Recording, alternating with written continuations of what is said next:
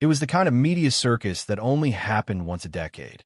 Outside the federal courthouse in downtown Los Angeles, news vans lined the block, antennae raised to the sky like metallic trees in a cyberpunk forest. Reporters barked soundbites into cameras. Protesters and supporters clashed verbally across barricades. And trending across every platform was the same phrase: Elon Musk goes to court. Inside the courthouse, the air was charged. The gallery was packed. Journalists, analysts, politicians, and opportunistic influencers all crammed into the wooden pews, clutching phones and notepads like relics from a pre-digital era. The case wasn't criminal, but it might as well have been. A high-stakes civil lawsuit against Musk had gripped the nation's attention. The charge? Allegedly breaching a top-secret defense contract involving experimental satellite technology filed by a defense tech conglomerate known as Valence Systems. On paper, it looked like a solid case. According to Valence, Musk had walked away from the partnership prematurely, launching a competitor system through SpaceX using suspiciously similar tech. In reality, it reeked of corporate envy and political maneuvering. But the courtroom didn't care about vibes. It cared about evidence, arguments, and the art of persuasion. At the center of it all sat Miles Hanover, lead counsel for Valence Systems. Hanover was a legal celebrity in his own right. Ivy League, educated, three-time litigator of the year, and known for his ruthless cross-examinations, he was a courtroom killer. He paced like a panther, dressed in a custom Italian suit with cufflinks that probably cost more than some jurors' annual salaries. His smirk alone could devalue a cryptocurrency. And in his mind, this case was a slam dunk. He's brilliant, sure, Hanover had told the press the day before, but he's not untouchable. Genius doesn't excuse breaching contracts. If Mr. Musk thinks he can logic his way out of this, he's in for a very public disappointment. The gallery had eaten it up. So did the internet. But inside the courtroom, Elon Musk was unbothered. He sat silently at the defendant's table, dressed simply in a dark gray suit and a black tie, a small notepad in front of him with a few scribbles and diagrams. No entourage, no dramatic entrance. Just Elon, as calm as the eye of a storm. To many, his stillness read as arrogance. To others, as strategy. Hanover, however, saw weakness. "Your Honor," Hanover began as the judge entered and called the court to order. "This case is about accountability. My client, Valence Systems, entered a binding agreement with Mr. Musk and his affiliated ventures. What followed was a pattern of behavior so erratic, so disruptive, and so dismissive of legal norms that we had no choice but to take this matter before the court." He glanced briefly toward Elon, just long enough to land a jab. "This isn't about innovation," he said, his voice warm like a TED Talk laced with poison. "It's about integrity. The law is not a sandbox for billionaires." A few heads in the jury nodded slightly. The court stenographer typed with robotic precision. Across the aisle, Elon said nothing. He looked down at his notepad and drew a quick sketch, a satellite with a dotted arc above it labeled bypass frequency window and a smiley face in the corner. "Mr. Musk," the judge said, glancing over his glasses, "do you wish to respond to the opening statement?" Elon stood slowly. "Yes, Your Honor," he said. His voice was measured, almost too calm. He didn't raise it. He didn't appeal to emotion. He didn't even directly address Hanover's jabs. Instead, he made a single statement that sent a small wave through the room. "There's no breach because there was no exclusive tech," he said plainly. "And the evidence will show that. But if this is really about protecting innovation, I welcome the opportunity to clarify some things." He sat down. The judge blinked. Hanover smirked, almost disappointed. "That's it? That's the defense?" A few reporters exchanged glances, already mentally composing headlines about Musk being off his game. But one person in the back of the courtroom watched differently. She was a junior associate at the firm assisting with Musk's defense. Fresh out of Stanford Law, overcaffeinated and underpaid, she had reviewed every document in discovery, and she had noticed something strange, something subtle in the way Musk had phrased his response. "Not I didn't use their tech, but there was no exclusive tech." It sounded like nothing. But in legal terms, it was a scalpel, not a sword. The seeds were planted. She could feel it. Back at the plaintiff's table, Hanover leaned over to his co-counsel and whispered confidently, "He's going down." But Musk wasn't watching Hanover. He was watching the jury, noticing how they leaned when certain terms were used, noticing who nodded, who squinted. He wasn't responding to the courtroom. He was mapping it. And soon, everyone would learn that underestimating Elon Musk in any arena, rockets, code, or courtrooms, was a mistake they'd only make once. The courtroom settled into a tense rhythm over the next few days. Each morning, reporters filled the press box before the bailiff even opened the doors. By noon, clips from inside the trial were trending worldwide. Elon Musk, a man associated with Mars colonization and AI futures, was now the face of a battle rooted in dry legalese and contractual fine print. But the world watched anyway, because when a man like Elon Musk is on trial, it's not just about law. It's about narrative. And Miles Hanover was determined to control that narrative. Day 3 of the trial began with a thunderclap. Hanover's first witness. She was Valence's lead systems architect, Dr. Karen Bowes, a polished professional with a pristine academic background and a calm demeanor that played well with the jury. Hanover had clearly prepped her extensively. "Dr. Bowes," he said with his signature courtroom swagger, "can you walk us through the proprietary systems you developed in collaboration with Mr. Musk and his team?" She nodded and clicked a remote. A screen flickered to life beside the judge, revealing a sleek, animated graphic of a multi-satellite uplink system labeled Project Helix. The jury perked up. Tech stuff always did that. "As you can see," Dr. Bowes said, "this system used a unique rotating algorithm for bandwidth allocation in geosynchronous orbit, an approach that Mr. Musk had never implemented in prior ventures." "And was this system part of the confidential agreement Valence signed with Mr. Musk?" Hanover asked. "Yes. He had access to the blueprints, the code base, even our internal performance models. And when you discovered SpaceX launched a similar constellation months later?" She paused. It was eerily similar. Hanover turned to the jury. No further questions. He let the statement hang in the air. Eerily similar. It was the kind of phrase juries remembered, even if it wasn't legally precise. Now all eyes turned to Elon. He stood slowly. No lawyer beside him. No dramatic objections. Just him and the click of his pen against the notepad in his hand. "Dr. Bowes," he said gently, "you're brilliant.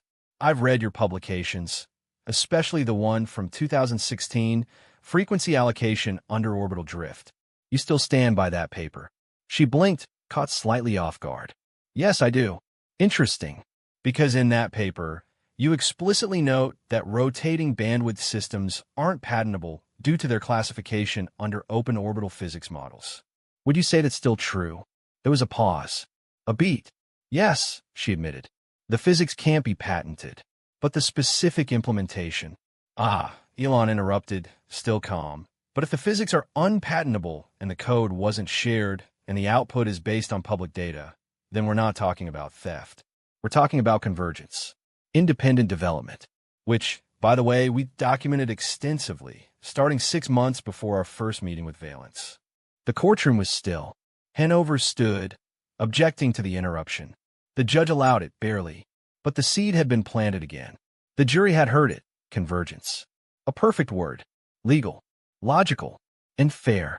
After court adjourned for the day, the news cycle was already spinning. Musk claims independent invention. Legal strategy or genius defense? Elon schools expert witness with her own research. Hanover was annoyed, but not rattled. He knew the game wasn't over. Day 4 arrived with the kind of rain that soaks into everything. Papers, clothes, confidence. Musk showed up with no umbrella, drops of water glinting like diamonds on his jacket as he walked into the courthouse. Calm, silent, like always. Inside, Hanover prepared his next play.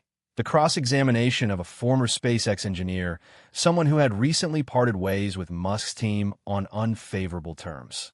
His name was Troy Clemens, and he looked the part. Messy hair, suit one size too large, and bitterness behind the eyes. "Mr. Clemens," Hanover said, "you worked directly on the orbital trajectory systems within the timeline in question, correct?" That's right. And were you aware of any similarities between SpaceX's new systems and the ones provided by Valence? I was. Can you elaborate? Clemens leaned into the mic. We had internal conversations. A few of us noticed the designs looked recycled. The gallery stirred. Hanover smiled. A direct accusation, spoken plainly. He turned toward Elon like a wolf showing its teeth. But Musk's expression didn't change. He didn't even blink.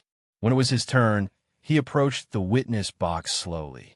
Troy, he began, you left SpaceX 3 months ago, correct? Yes. And prior to that, you received 2 formal warnings for breach of protocol and attempted code extraction via personal devices? Clemens stiffened. Those charges were exaggerated. Sure, Elon said with a shrug. Except we have logs and a digital forensics report. Would you like me to show the court how you attempted to upload proprietary SpaceX code to a cloud folder named backup just in case.zip? The courtroom laughed. The judge tapped his gavel.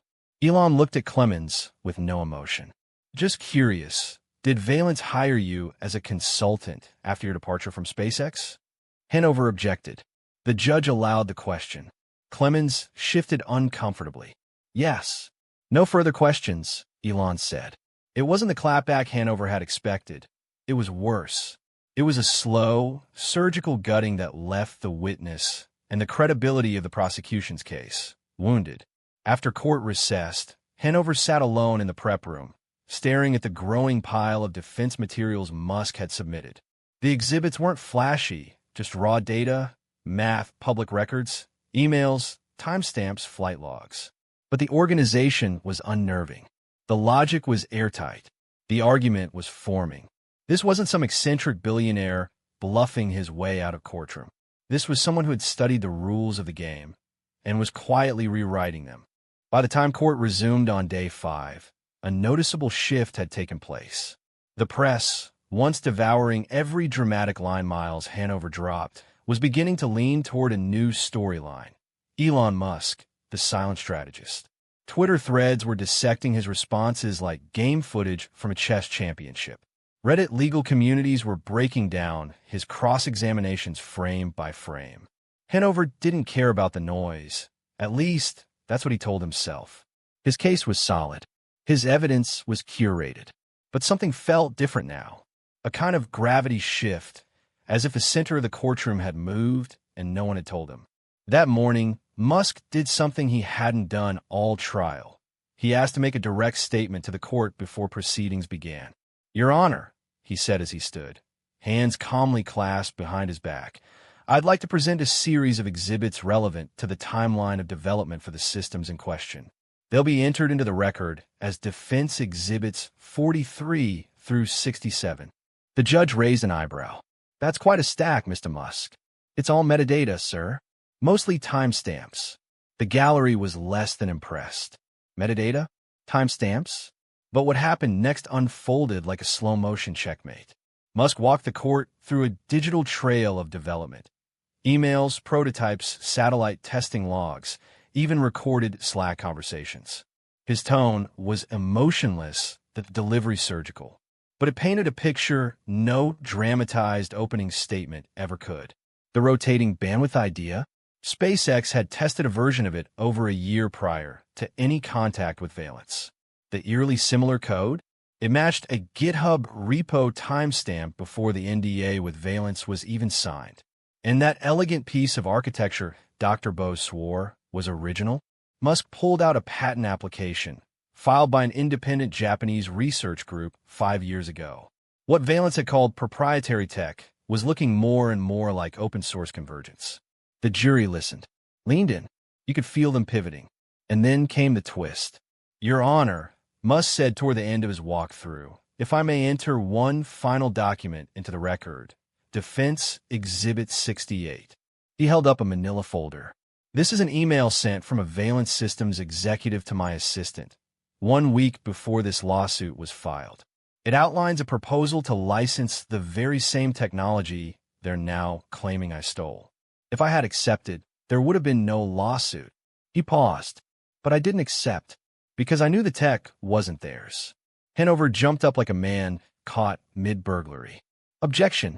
That document wasn't in the original disclosure. Musk didn't flinch. It was in the metadata packet. Third PDF, page 137. The judge blinked. A clerk scrambled.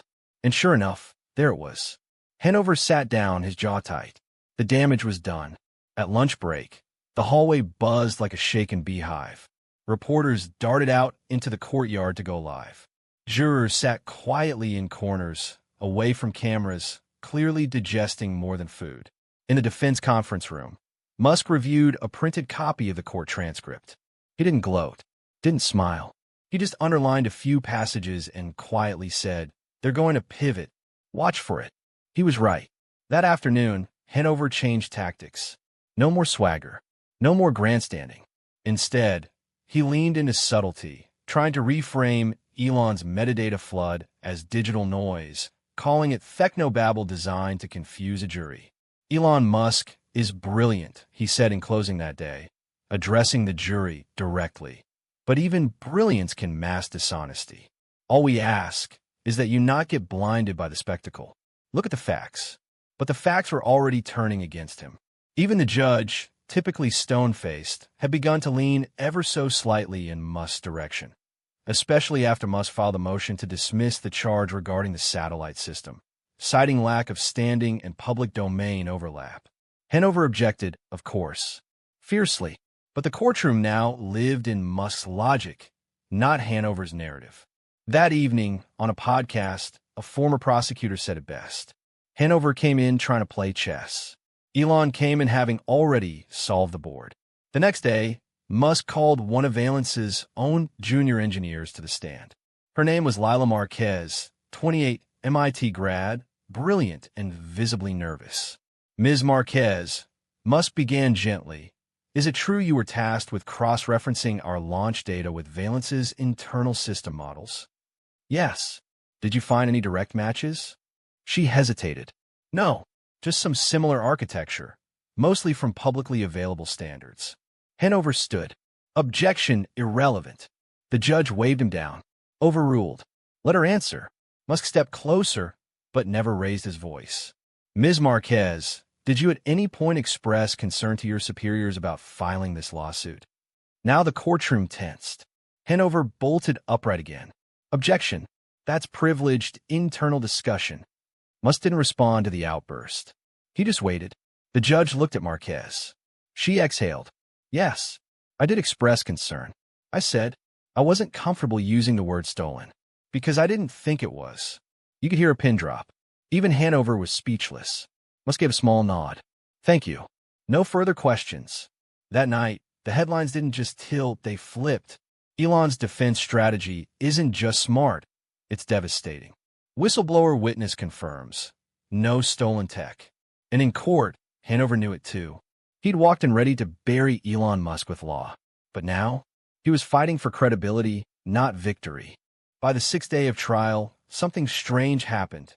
The energy changed. The courtroom no longer felt like a gladiator arena. There were no more theatrics from Hanover. No more gasps from the gallery. Even the press coverage quieted, no longer frenzied, but focused. Because everyone, jury included, was beginning to realize the same thing. Elon Musk wasn't playing defense anymore. He was playing reveal.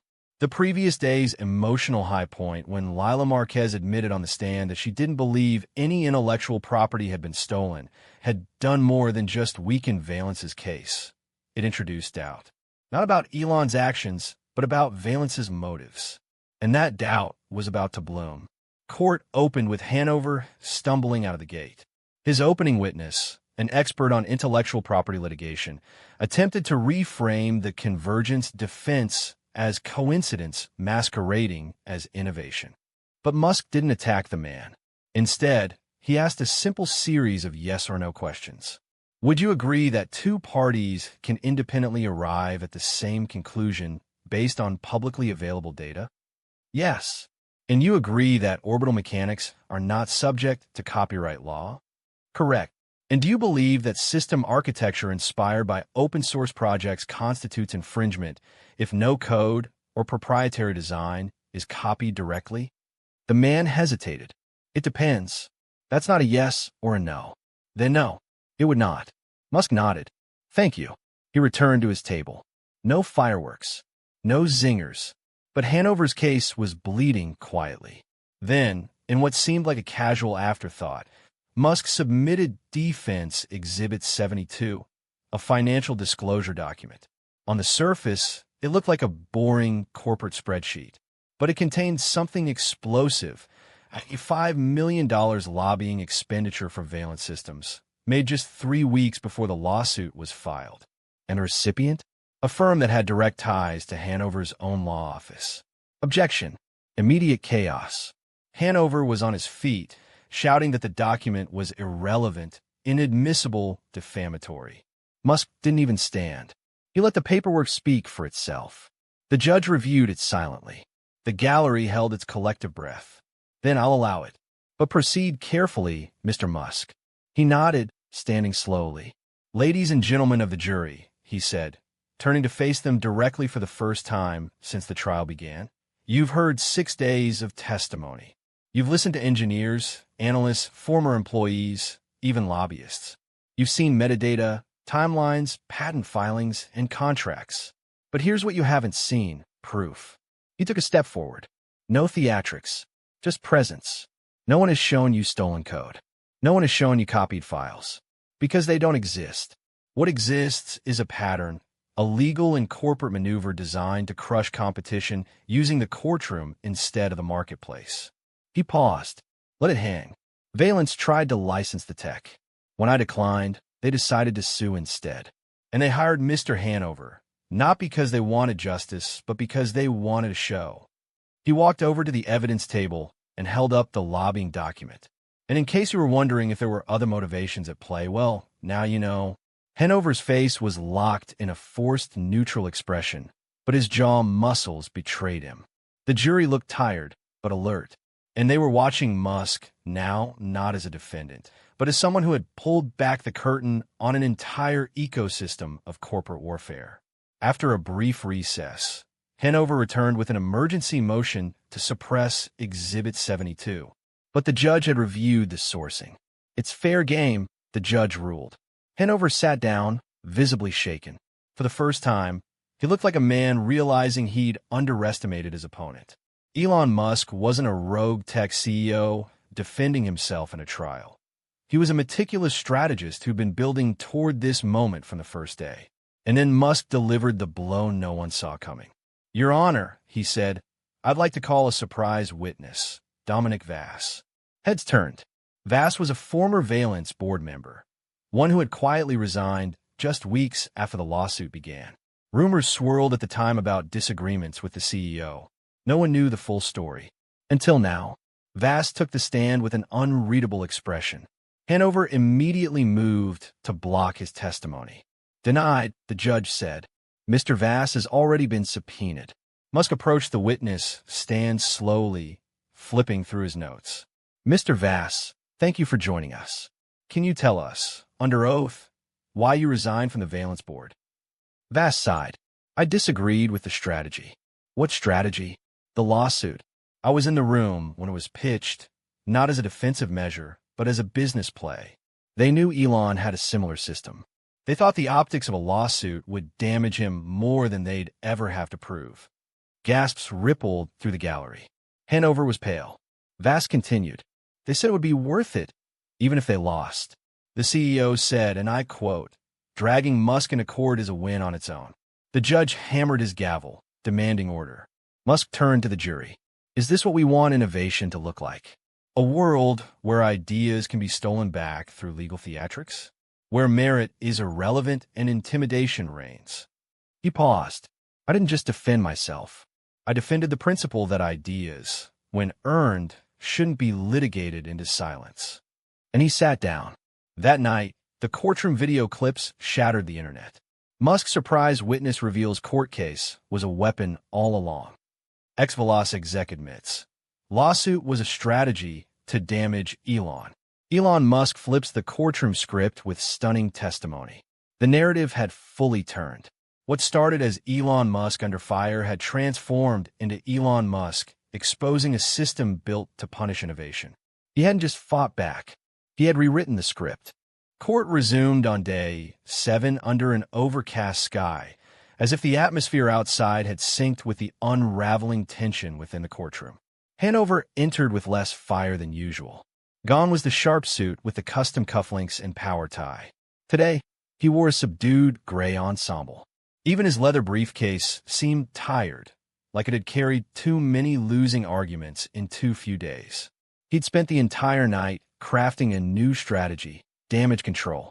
His plan was to discredit Dominic Vass's testimony, reframe it as the opinion of a disgruntled ex-employee with an axe to grind. But deep down, he knew the tide had turned, and it had turned against him. The jury looked different too, sharper, more focused. They weren't waiting to be told what to think anymore. They were watching, dissecting, deciding. Elon Musk sat calmly at the defense table, glancing occasionally at a notepad, but mostly just observing. Not fighting, not defending, observing. Hanover began the morning session by recalling Dr. Rami Bose, the expert who had once confidently declared Musk's satellite system was a copy-paste job. But now, that confidence had evaporated. Dr. Bose, Hanover asked, in light of recent testimony, do you stand by your earlier statements? Bose adjusted his glasses. I stand by the fact that the systems are similar, yes. But identical? They share certain design philosophies. But after reviewing the metadata and documents Mr. Musk presented, he trailed off.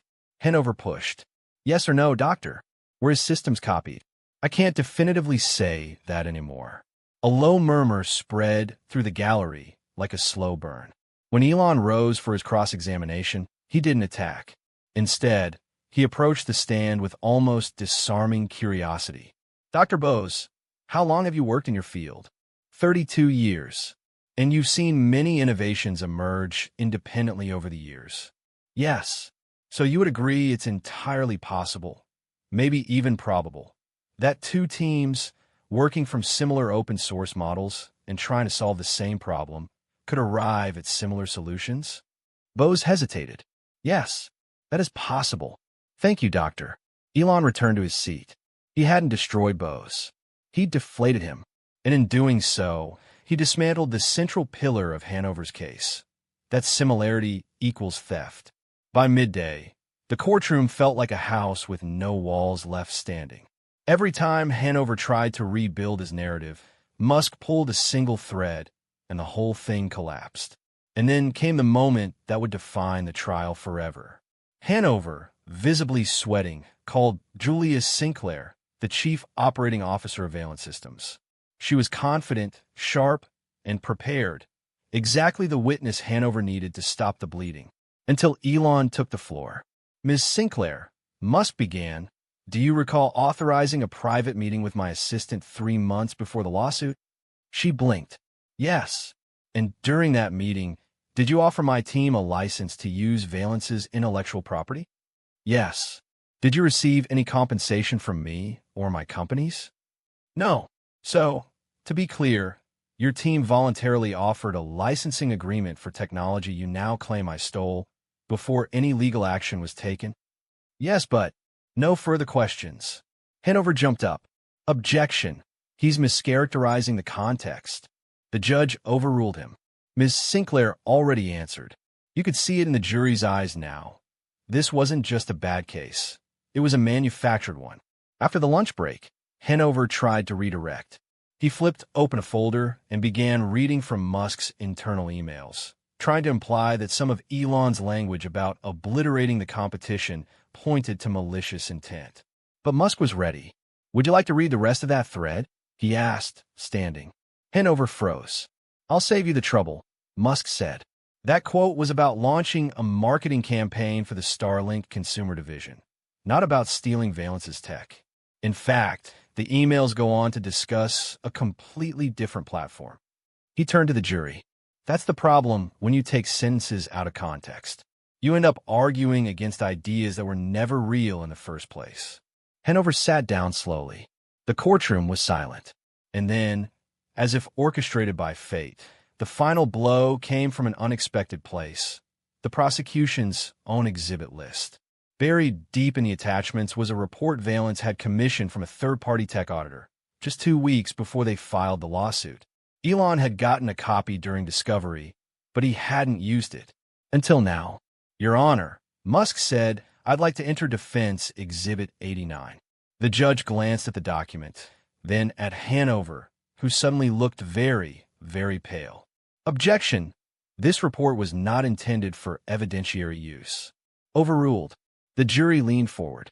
This is an internal audit from a firm called Foresight Analytics, Musk said, hired by Valence themselves. The report concludes, on page 14, that there is no direct overlap between my satellite system architecture and anything found in Valence's proprietary framework. He flipped to the page, highlighted text projected on the courtroom screen. We find no evidence of misappropriation or code duplication based on available documentation. The courtroom exploded. Reporters scrambled to tweet. Jurors looked stunned. Even the judge leaned back in his chair with a sigh, as if the truth had finally walked in and closed the door behind it. Hanover didn't object. He didn't move. He just stared at the paper in front of him, the last page of a story he no longer controlled. That night, the world reacted. Courtroom earthquake. Musk exposes suppressed audit that clears him. Game over. Elon proves case was built on sand. People no longer debated whether Elon Musk was guilty.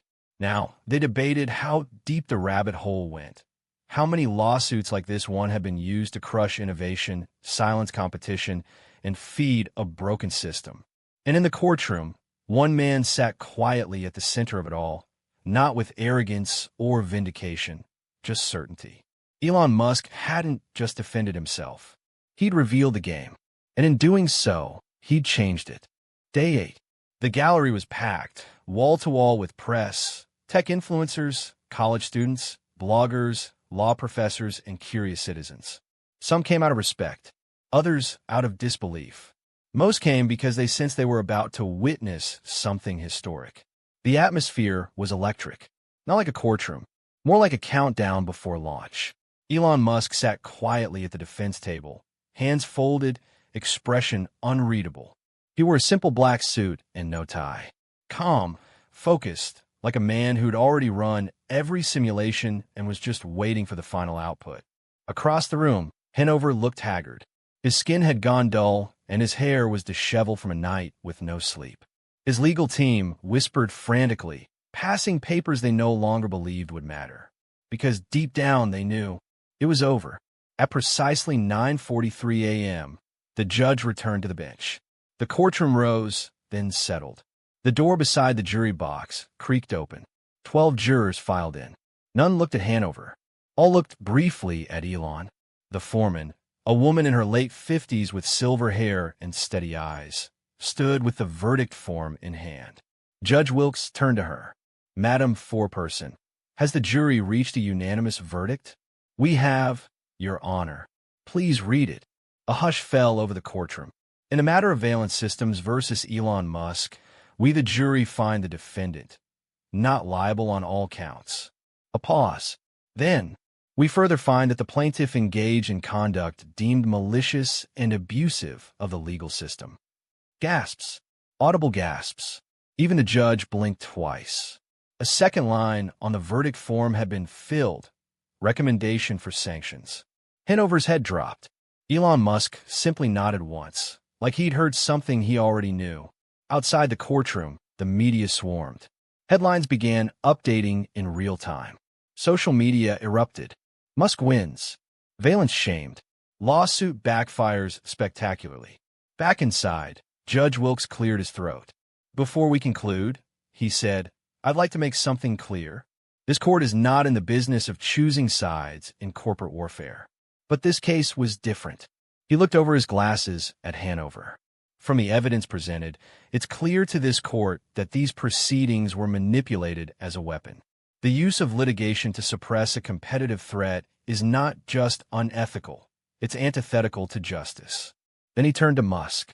Mr. Musk, you are dismissed with the thanks of this court. A beat. Mr. Hanover, please remain. That was the last thing the public saw before cameras were ordered out. Later that afternoon, Elon stood on the steps of the courthouse, surrounded by reporters. He didn't hold a press conference. He didn't read a statement. He simply said, innovation should never be something you have to defend in a courtroom. Ideas are not crimes, and competition is not corruption. If we want to build the future, we have to stop punishing the people trying to create it. Then he walked away. No SUV convoy, no grand exit, just Elon Musk strolling down the street in a suit, as if he hadn't just dismantled one of the most high-profile legal attacks of the decade. But the story didn't end there. In the days that followed, Valence Systems stock dropped 42%. Its CEO issued a statement trying to distance himself from Hanover. Their board announced an internal investigation. Class action lawsuits were hinted at. Regulatory bodies raised eyebrows. Meanwhile, Elon didn't gloat. He launched a live stream titled Open Innovation Protocol and unveiled a framework for cross-company collaboration, where rival tech firms could build common systems without fear of legal retaliation. It was radical, transparent, and generous. He opened some of his patents. He invited competitors to audit his systems. And he started building something new, a coalition of companies committed to protecting ethical innovation. It was no longer about rockets or satellites or lawsuits. It was about freedom to build. The final twist? 1 week after the verdict, Dominic Vass, the surprise witness who exposed Valence's plan, was named executive director of an independent tech ethics council. Its founding members included startups, scientists, and yes, Elon Musk. Hanover's law firm issued a quiet memo. He was taking an indefinite leave of absence. But Musk? He was back at his lab, his factory, his launch pad. Business as usual. Except now, the world had seen what happened when the system tried to silence a builder and failed. And it wouldn't forget. The courtroom victory had been seismic, but the real aftershocks were only just beginning to be felt. It wasn't just a legal win. It was the start of a new world. One where the rules of corporate warfare had been irreparably altered. Elon Musk's quiet walk away from the courthouse wasn't the end of the story. It was the beginning of something much bigger. In the weeks that followed, the tech world braced itself for the fallout. What had started as a bitter legal battle between Musk and Valence Systems had quickly evolved into something far more significant. The repercussions of that courtroom victory rippled out in ways no one had anticipated. As the headlines spread across the globe, the tech industry seemed to hold its breath. Musk had not just survived a lawsuit aimed at crushing him. He had reshaped the very narrative of innovation itself. Valence Systems, once a promising tech company with aspirations of dominance, found itself drowning in the aftermath.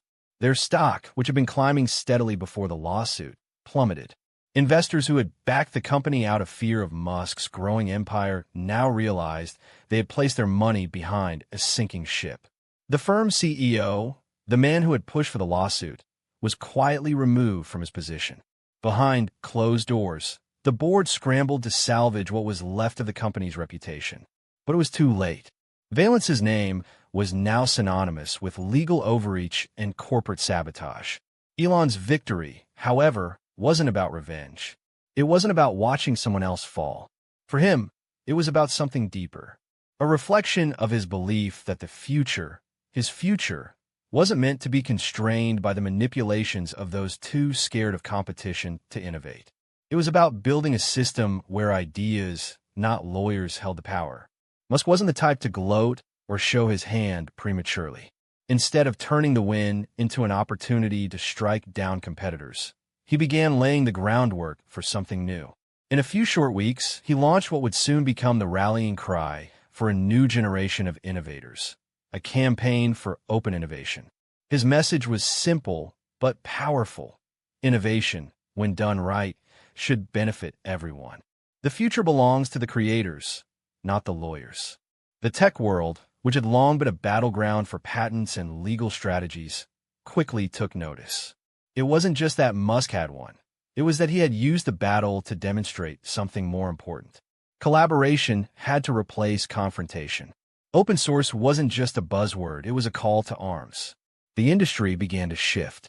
Where once there had been guarded secrets, now there was an open flow of ideas. Patents that had once been tightly held began to be shared. Musk led the way, opening up some of Tesla's most powerful innovations, creating a wave of goodwill in a world that had grown too accustomed to corporate greed. Meanwhile, the public watched in awe. What had begun as a high-profile lawsuit had evolved into a movement, a revolution in the making. People began to see Musk in a new light. They weren't just seeing the CEO of Tesla or SpaceX. They were seeing a man who had done something rare in today's world. He had stood up to the system that often favored the powerful over the creative. And he had won. The victory wasn't without its critics, of course. Some argued that Musk had simply played the game better than anyone else. But the vast majority, the people who had supported him from the beginning, saw him as something more. They saw him as a symbol of the future, someone who fought not just for success, but for the right to innovate without interference from corporate giants who saw their competitors as targets to destroy. In the months that followed, something remarkable began to happen. Not only did Musk's own companies, Tesla, SpaceX, Neuralink, and the Boring Company, grow and thrive, but a new breed of startups emerged. These companies weren't just focused on creating the next big thing. They were focused on creating with integrity. They shared their research, collaborated with rivals, and worked towards solving global problems instead of hoarding solutions for financial gain. The movement caught fire. Investors, who once would have poured their money into closed-off, monopolistic giants, began to demand more. They wanted transparency. They wanted accountability. They wanted to know that the companies they supported weren't just chasing profits, but were also chasing progress for the greater good. And that's exactly what Musk had proven could be done. The future wasn't about hoarding success. It was about sharing it. Musk's influence spread beyond the world of tech. Soon, leaders in other industries, from pharmaceuticals to energy to agriculture, began to take note. What Musk had achieved in the courtroom had reverberated through the halls of business, politics, and social movements. His voice wasn't just that of a CEO anymore. It was that of a leader, a pioneer who had cracked open the mold of corporate power and shown the world what was possible when you fought not just for profit, but for something greater. But it didn't stop there. Elon Musk had learned something valuable in that courtroom, the true power of ideas. And so, rather than turning inward, he began outward. He started a campaign, a global innovation network, which brought together not just tech companies, but educators, scientists, and even artists. The network encouraged people from all walks of life to share their ideas openly, to collaborate, and to create together. His influence, which had once seemed confined to the walls of his companies, now stretched across industries, across nations, across people. One of the most significant legacies of that legal battle was the creation of the Tech Ethics Council, a body Musk had helped establish alongside some of the brightest minds in the world. This council wasn't just a think tank. It became a global standard for how technology should be created, governed, and distributed. It was a place where the ethical implications of AI, space exploration, energy solutions, and more were debated with the intention of ensuring that progress was never again held back by corporate greed or legal manipulation. Within a few years, regulations were passed globally that redefined the way tech companies operated. The patenting system was overhauled, making it harder for corporations to use patents to block innovation. The Council's guidelines were adopted by governments and businesses alike, creating an ecosystem where collaboration took precedence over competition. It wasn't just Musk's companies that benefited from a shift. The entire world did. Clean energy projects, which had once been bogged down by corporate rivalries, began to flourish. Space exploration, once the domain of a few elite organizations, opened up to a wider array of innovators. Artificial intelligence, which had been developed in secrecy behind corporate doors, now operated with transparency and ethical consideration at its core. And through it all, Musk remained the architect of this new world, not by dominating it, but by guiding it. He had proven that a single person, when armed with enough vision and conviction, could not only change the world, but remake it in a way that served everyone. When asked about his victory in the years that followed, Musk would simply smile and say, "I didn't win because I wanted to beat anyone. I won because the future demanded it." And so, the world moved forward, better, fairer, more collaborative. The trial that had started as a battle for one man's company had become a defining moment in history, a moment when everything changed. The future had arrived, and it was built on the shoulders of those who dared to fight for it.